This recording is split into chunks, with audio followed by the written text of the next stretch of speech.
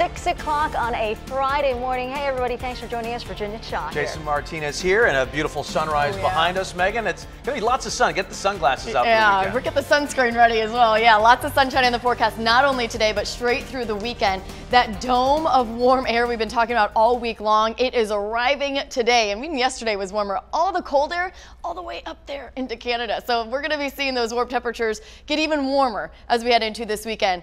Going to be a popular place this weekend. The beaches. Look at Del Mar looking absolutely gorgeous as always this morning. So if you are headed out to the beaches, also the great news is we're not going to see big waves or strong rip currents. You should always swim near a lifeguard just in case, but that's some great news for this weekend's heat. 74 degrees along our beaches and our inland neighborhoods. As you're going out walking your dogs, the earlier the better. We're going to be in the 50s, climbing to the 80s this afternoon, but your evening walk, oh, I can't wait for it. It's going to be so nice. I'm forecasting just how warm it's going to be where you live. I'll have that for you in San Diego's most accurate forecast in 8 minutes. Breaking news, crews working through the morning to repair this, a broken water main. It's caused about 51 homes to go without water, and a large sinkhole starting to form in the street, which is closed right now. 10 News reporter Mimi Alcala live in Vista. And what's happening now with the effort, Mimi? Well, Jason, if you could hear that noise, that's them cutting the new pipe that they're going to be replacing with that old one that did break. But I want to show you guys just how powerful water can be. It actually lifted this asphalt up a couple of inches and did that through the entire street. 260,000 gallons of water gushed out of that broken pipe you see right there and went all the way down Mar Vista Drive. And we could just take you this way and show you the damage that it did cause, flowing all that water going down, and it ended up causing a second sinkhole to form right before the Sprinter tracks. That's where you see crews right now tearing up the asphalt over here. Guys, this is a huge mess, and it's gonna be like this for the remainder of the day that we're told. But the good news is that the problem didn't end up reaching the Sprinter tracks. So you see those crossing going down. That means that the Sprinter tracks are still, the Sprinter's still going through. That's not being affected this morning, but Mar Vista Drive from Avocado to South Santa Fe is going to be closed off for the remainder of the day as crews continue to make these repairs. We're going to be out here following up on their progress and bring that to you. But again, 51 homes without water, really frustrating for the families that live here who are trying to get to school and work this morning. We're going to keep talking to them and see what's going on. We'll be sending it back to you now. Live in Vista, Mimi Alcala, 10 News. All right, Mimi, thank you very much. So new this morning, a grieving mother talks for the first time about losing her teenage daughter to the flu. Even the Tuesday when I took her to the hospital, she was just such a smiley, positive person. And, sorry. Take your time.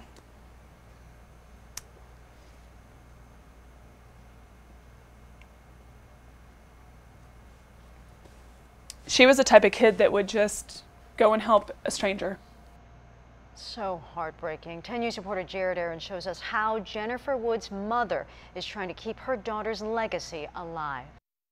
Wow. So these were created by my sister-in-law for the celebration of life. Photographs and memories. So they're like, Mom, why did you show that photo?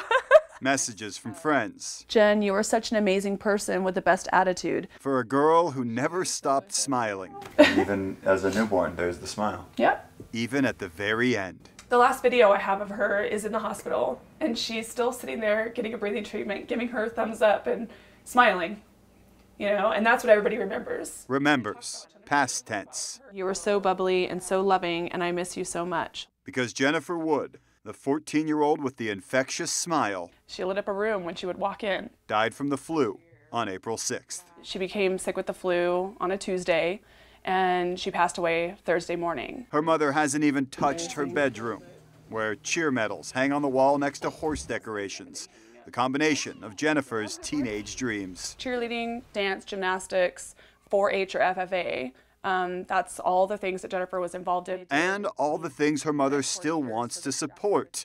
She's creating a scholarship, the kind Jennifer would have wanted. She was on the road to go to college. To fund the scholarship, Tanya's throwing a party Saturday at BNS Brewery in Santee. A day to smile, like Jennifer always did. Always funny faces. Tanya's not sure how many people will show up for the fundraiser, but she's hoping to raise $10,000, enough for 4 scholarships. That way, she says, a little piece of Jennifer can go to college too. In Santee, Jared Aarons, 10 News.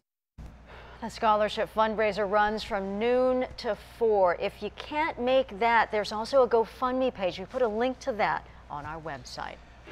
Breaking overnight, a bizarre chase in La Mesa makes it all the way up to San Onofre.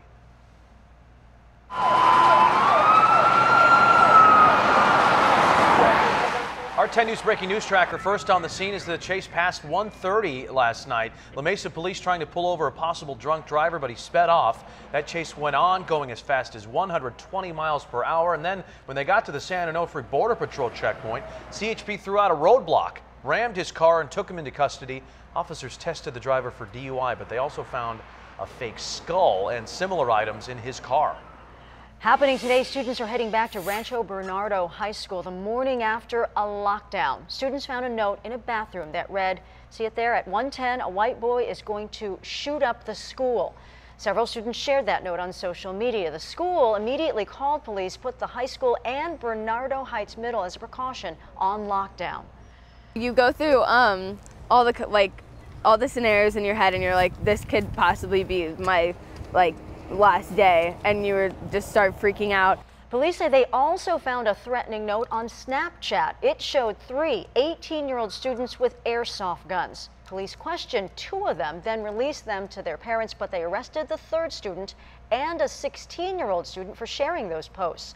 Both of them could face charges for making terrorist threats. Deputy Attorney General Rod Rosenstein will brief House members on the Russia investigation and the firing of former FBI Director James Comey. And just into the 10 News Live Center, we have a new exclusive 10 News Union Tribune poll. So we asked San Diegans about all of this. By 2-1, San Diegans believe Comey over President Trump. 43% say Comey was fired because of the Russia investigation. 56% believe President Trump is abusing his power. Now, the president is expected to make a decision on Comey's replacement any day now. Once that happens, we will update you online. I'm Mos Masiha. Back to you. All right, thank you, Mel. Crime alert for you. Police are looking for the person who fired shots at this bus. Barely missed the driver over here in Escondido, but look at what one of the bullets did. Left a bullet hole right here in the windshield. The shattered glass hit the driver, who had just pulled in about 6:30 last night. He was taken to the hospital, is expected to be okay. 10 News viewer Chad Buchanan sent us this video. Police say witnesses saw 2 teen boys running from the scene. Not clear if there were any passengers on that bus or if anyone was waiting at that stop. Only on 10 News, neighbors in Mira Mesa say a mound of asphalt won't stop growing, making it tough to drive down that street. They say crews have scraped it and paved it, but it just keeps popping up again. Right there on Perseus and Pisces Way. But the family there says that cars can't get over the mound, and they're worried about what happens in an emergency. In fact, their son has cerebral palsy and needs a van to get around. If it's like really emergency, that's the problem I have. It's like, how can I pull this thing out if it's like emergency? We spoke to a city councilman who represents the area. He told us he's put in a formal request to the city to find a permanent solution. That's Pat Abbott there. He's a geologist. He says it's probably a broken pipe underground. Yeah, that's causing it, that they're going to need to dig deeper. 6:09. So a lot of people wondering about the timing of when it's going to be the hottest. The hottest? Yeah. Tomorrow's the hottest at the beaches. Saturday and Sunday are pretty much just as hot for inland areas. Also out in the deserts, we're going to be seeing temperatures warming even into next week. But our beaches will actually start to see cooling on Sunday. Tomorrow, we could actually see 80 degrees for areas in Oceanside. Look how beautiful it is there. La Mesa, crystal clear skies. And if you're headed out to the Padres game, first game of the series against the Diamondbacks, first pitch 7:10. Temperatures will be right around 70 degrees then. What a night for a ball game. We'll be climbing to the low to mid 70s along our coastline today and low to mid 80s for our inland neighborhoods. Escondido, I am forecasting to be the warmest today at 87 and breezy at times in our foothills and mountains. We'll talk about that heat and when it peaks where you live, as well as when we're going to see those cooler temperatures when I come back into there for forecast in 10 minutes.